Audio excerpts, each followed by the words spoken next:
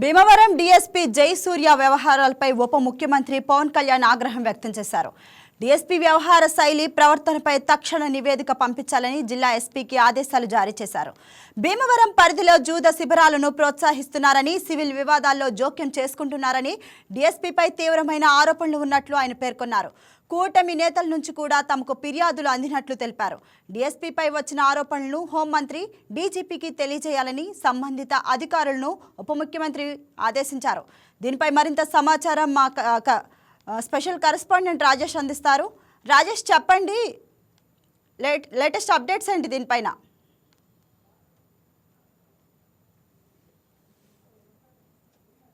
అధికారంలోకి వచ్చిన తర్వాత లా అండ్ ఆర్డర్ విషయంలో మాత్రం చాలా సీరియస్గా ఉందని చెప్పుకోవచ్చు. అటు మహిళలకు సంబంధించి కావచ్చు, అలాగే ప్రజలకు సంబంధించిన శాంతి భద్రతల మీద కూటమి ప్రభుత్వం అనేది చాలా ఫోకస్ చేసింది. ఎక్కడా కూడా ఇన్లీగల్ యాక్టివిటీస్ అయితే మాత్రం ఖచ్చితంగా సీరియస్ యాక్షన్ అయితే తీసుకుంటామని ఇప్పటికే చెప్తుంది. అదేవిధంగా కూడా పరిపాలన అయితే కొనసాగిస్తుందని చెప్పుకోవచ్చు. అయితే ఇవాళ భీమవరం డీఎస్పీకి సంబంధించి కూడా పవన్ కళ్యాణ్ చాలా సీరియస్ అయ్యారని చెప్పుకోవచ్చు. ప్రధానంగా ఆయన మీద అనేక ఆరోపణలు వచ్చినాయి గతంలో. దానికి సంబంధించి పవన్ కళ్యాణ్ కూడా ఇవాళ అక్కడ ఉన్న లోకల్ నాయకులతో కూడా ఎంక్వైరీ చేసినట్టుగా తెలుస్తుంది. ప్రధానంగా డీఎస్పీకి సంబంధించి జయసూర్య ఎవరైతే ఉన్నారో అతను సివిల్ వివాదాల్లో ఎక్కువ పాల్గొంటున్నారు. అలాగే ప్యాకాట్ శిబిరాలకు సంబంధించిన వాటిలో ఆయన ఇన్వాల్వ్మెంట్ ఉంటుంది. పూర్తిగా లా అండ్ ఆర్డర్ అనేది పక్కదో తప్పుతుంది. అక్కడ భీమవరానికి సంబంధించి ప్రజలకు సంబంధించి సమాన దృష్టితో చూడట్లేదంటూ కూడా గతంలో ఆయన మీద అనేక మంది ఫిర్యాదులు చేసినట్టుగా తెలుస్తుంది. దానికి సంబంధించి డిప్యూటీ సీఎం ఆఫీస్లో కూడా పవన్ కళ్యాణ్ ఆధ్వర్యంలో కంప్లైంట్ అయితే ఇవ్వడం జరిగింది. అయితే దీని మీద పవన్ కళ్యాణ్ అయితే చాలా సీరియస్ అయ్యారు. అటు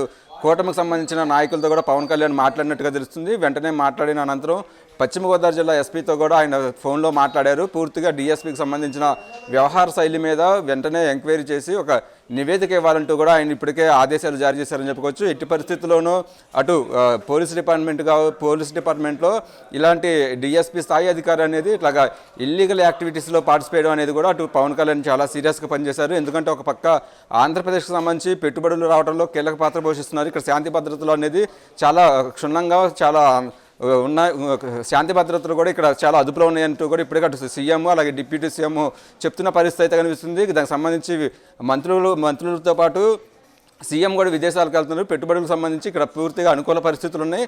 ఇక్కడ లా అండ్ ఆర్డర్ కరెక్ట్గా ఉందనేది కూడా ఇప్పటికే అనేక కంపెనీకి సంబంధించిన మీటింగ్లో కూడా సీఎం డిప్యూటీ సీఎం కూడా చెప్తూ వస్తున్నారు. సో అలాంటి నేపథ్యంలో ఇట్లా పోలీసు వ్యవహార శైలి అనేది ఇలాగా సీరియస్గా ఉంటే మాత్రం ఖచ్చితంగా యాక్షన్ తీసుకుంటామంటూ కూడా ఆయన పవన్ కళ్యాణ్ అయితే సీరియస్గా యాక్షన్ తీసుకుంటామంటూ కూడా చెప్పారు.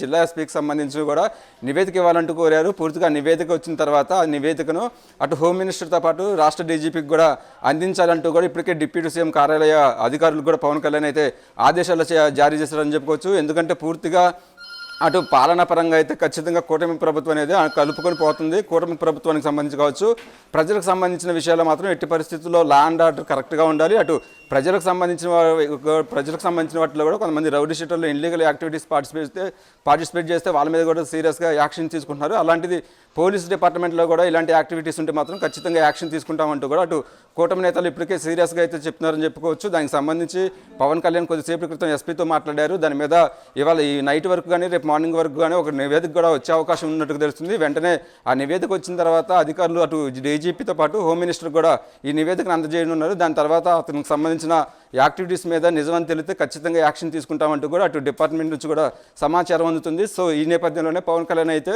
అటు డీఎస్పీ జయసూర్య మీద చాలా సీరియస్గా ఉన్నారని చెప్పుకోవచ్చు. పావని, రాజేష్.